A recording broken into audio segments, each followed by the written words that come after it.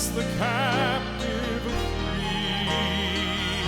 The only name through which I find salvation, no name on earth has meant so much to me. Here now is Faith to Live By with Pastor Barber. Psalm 23 and verse 4, we read, "Even though I walk through the valley of the shadow of death, I fear no evil, for you are with me. Your rod and your staff, they comfort me." Tim Sturby begins our singing with God on the Mountain.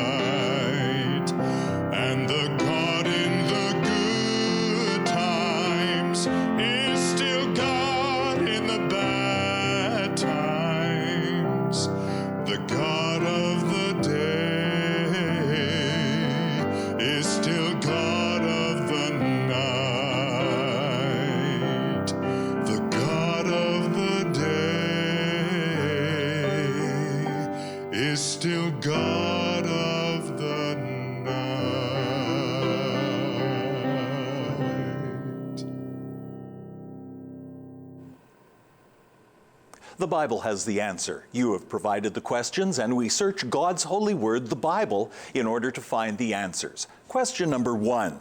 What is the purpose of being diagnosed with a life-changing illness?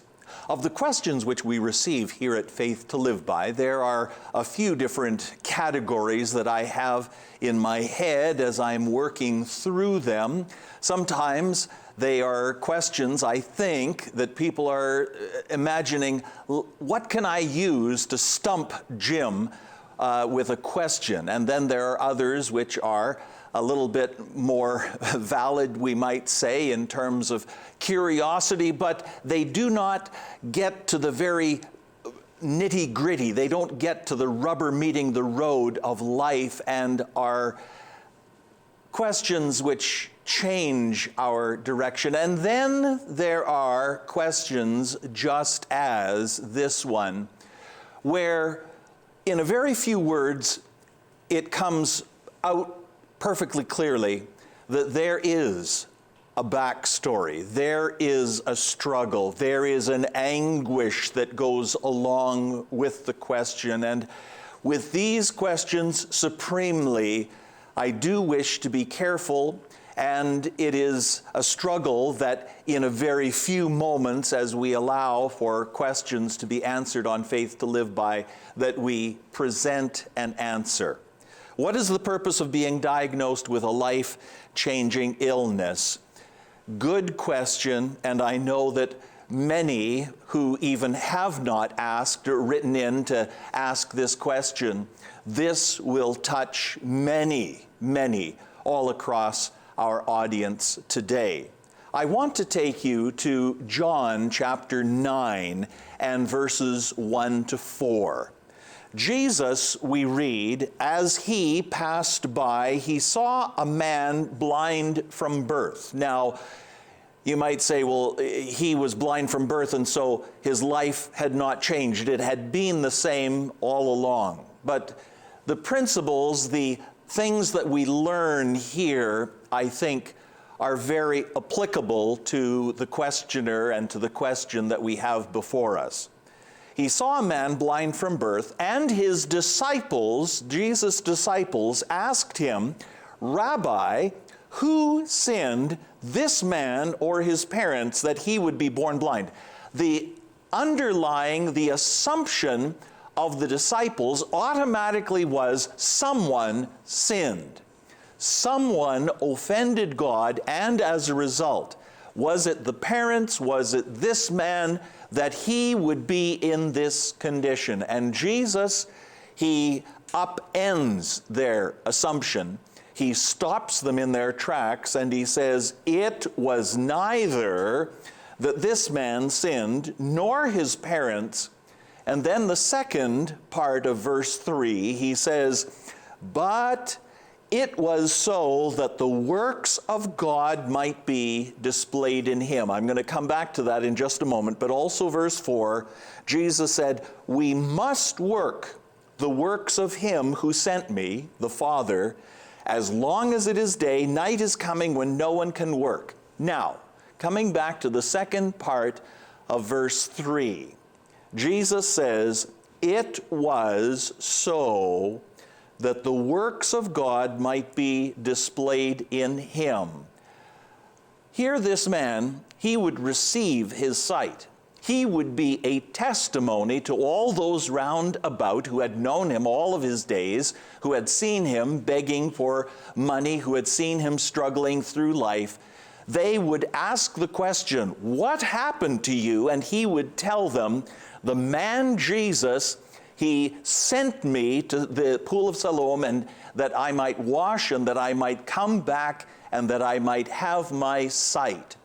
Jesus was using this man. He was working through his life, working through his desperate situation in order to work the works of God, and that the glory of God might be demonstrated in his life. Now, that is easy for me to say as I stand before you healthy and well, and I would not wish it to be an unkind thing to lay before a person who is struggling. But each of us do have those times, those dark nights, even as Tim sang about the valley. God is still the God in the valley. That God is taking us through that he is working something which cannot be accomplished in any other way. And even as what Jesus worked here, the works of God are taking place in your life. God has not abandoned you. He has not forsaken you. His love is not withdrawn from you, but even in that bed of pain, that bed of illness, sickness, disease, that there is His presence to uphold and to strengthen, and that others might see in your life, that others might come to know Christ because they see something different in you. Question number 2. Is Jesus' 1,000-year reign literal or figurative? And we go to Revelation chapter 20, the third last chapter of the New Testament and the third last chapter of the Bible. And I hold out to you that this is a literal 1,000-year period. As you read through verses 1 to 7, which describe this 1,000-year period, it's very interesting that in verses 2, 3, 4, 5, 6, and 7, that is 6 times, every verse from verse 2 to 7, the 1,000 years is mentioned. It is the consistent, it is the pulsating word that comes through. Now, in the scriptures, when we have repetition, it indicates an emphasis. And so here, every verse, 6 times, we have it held forth that this is a 1,000-year reign. It is a 1,000-year frame, a time frame. And so, indeed, literal. In the scriptures and in our interpretation of scripture, unless there is good reason to otherwise interpret it as figurative, it is best that we hold to a literal interpretation of what is taking place. Thank you for these questions. If you have a question, send it to us. Our mailing address is Faith to Live By, Box 426, Winnipeg, Manitoba, R3C 2H6. Ruth and Matt team up to sing Thy Word. Then Heidi, Dorothy, and Lois team up to sing in German a song which I know you will recognize.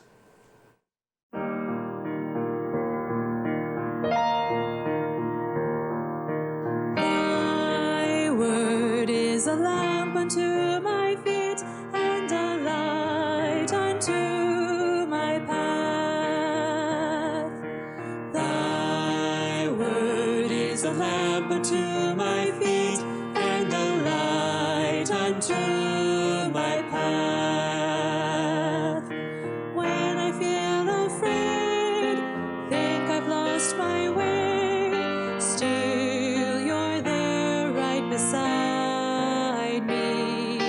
Nothing will I fear as long as you are near. Please be near me to the end. Thy word is a lamp unto my feet and a light unto my path. Thy word is a lamp unto my feet and a light unto my path. I will not forget your love for me, and yet my heart forever is wandering. Jesus, be my guide and hold me to your side. And I will love you to the end.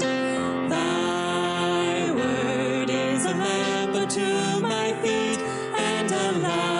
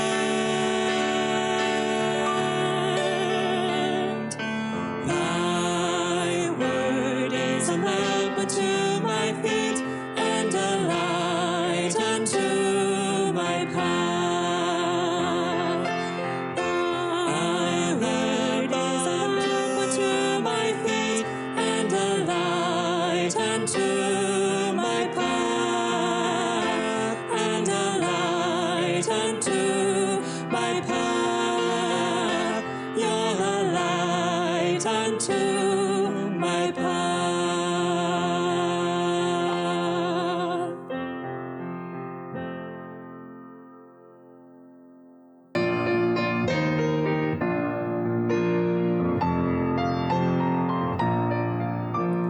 Mächtige Ströme des Segens, lass sie durchfluten die Welt. Sende die Zeit der Erquickung, labe das dürstende Feld. Mächtige, mächtige Ströme, Ströme, dein Wort uns verheißt. Herr, ist das Träufeln so köstlich, send uns in Strömen den Geist. Mächtige Ströme des Segens, hört ihr es rauschen von fern? Über die Herzen der Sünder kommt's wie vom Geiste des Herrn. Mächtige, mächtige Ströme, Ströme, dein Wort uns verheißt. Herr, ist das Träufeln so köstlich, send uns in Strömen den Geist. Mächtige Ströme des Segens, sende sie, Herr, uns noch heut. Jetzt, wo wir flehend uns beugen, jetzt, wo die Herzen bereit. Mächtige, mächtige Ströme, Ströme, dein Wort uns verheißt. Herr, ist das Träufeln so köstlich, send uns in Strömen den Geist. Mächtige, mächtige Ströme, Ströme, dein Wort uns verheißt. Herr, ist das Träufeln so köstlich, send uns in Strömen den Geist.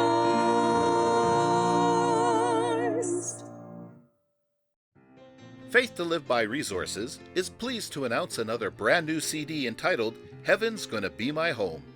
This contains 13 songs including solos, duets, trios, quartets, as well as 2 numbers by the full group. Ask for your copy of Heaven's Gonna Be My Home when you write this week to Faith to Live By, Box 426, Winnipeg, Manitoba, R3C 2H6. Or you may call us toll-free 1-833-367-3852. And our website, faithtoliveby.ca, has a means of you contacting us and letting us know to mail a copy to you, or you can also there find the audio files for your immediate download, should you wish to do that. As always, this resource is presented free and postage paid, and it is our delight to send forth this, that it be a blessing in your heart, in your home, and in your life. Oh, they tell me of an unclouded day. Oh, the land of cloudless day. Oh, the land of an unclouded day. Oh, they tell me of a home beyond the sky. Oh, sing hallelujah.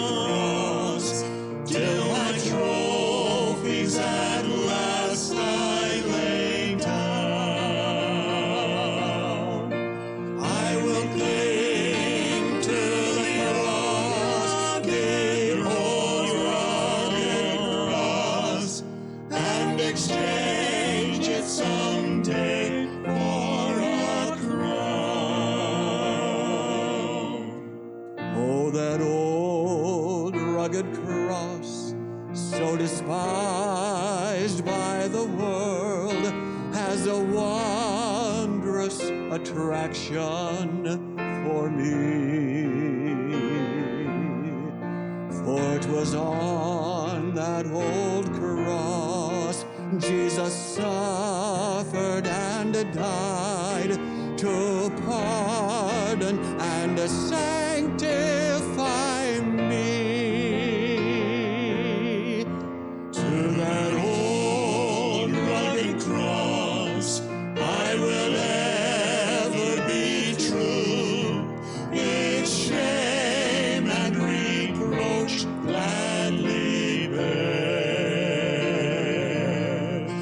Then he'll call me someday to my home far away, where his glory forever I'll share. So I'll cherish the cross, the old rugged cross, till my trophies at last I lay down. I will cling to the cross, the old rugged cross, and exchange it someday for a crown.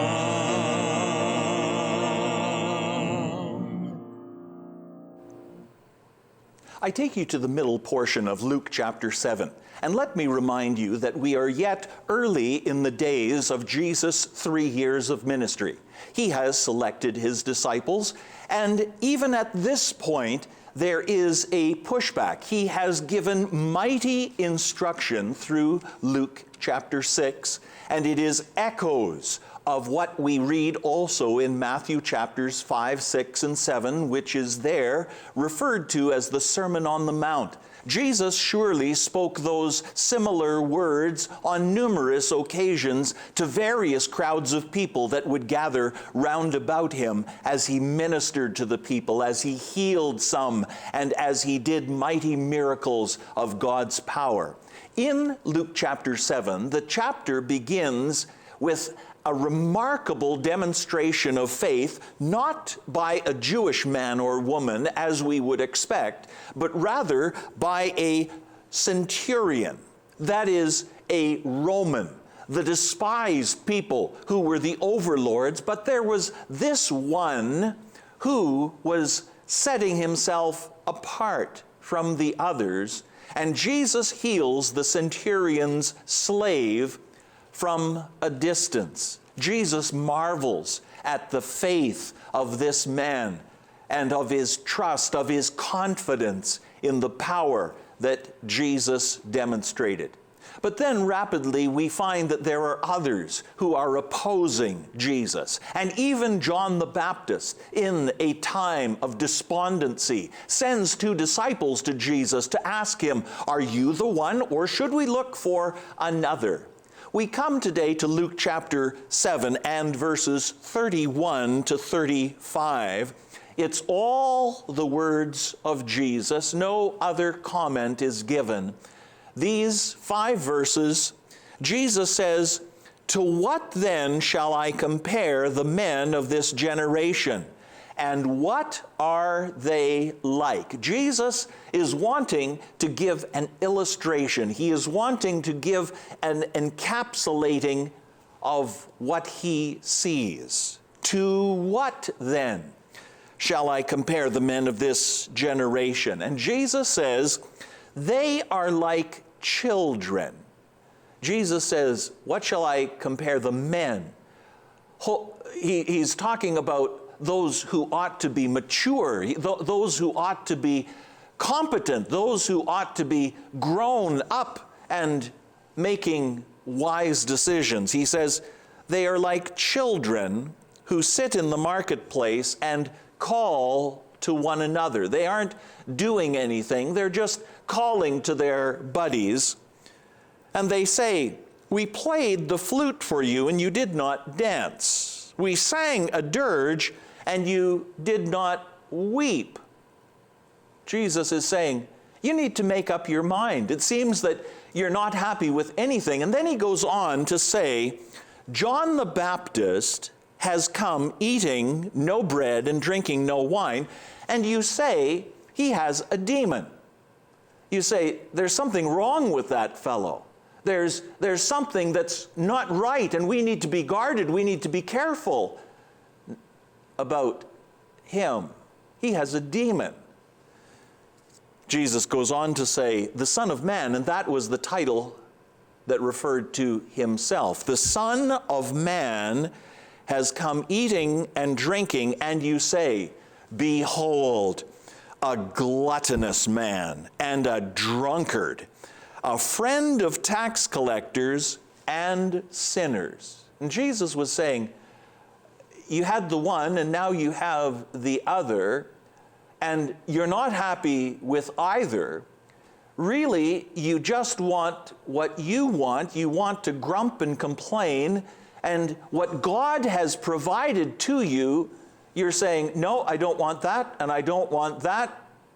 Do you have something else for me? Something where I shine in the spotlight, perhaps. And Jesus says, yet wisdom is vindicated by all her children. Jesus is saying, you need to make a decision. You need to come and realize what God has laid right before you.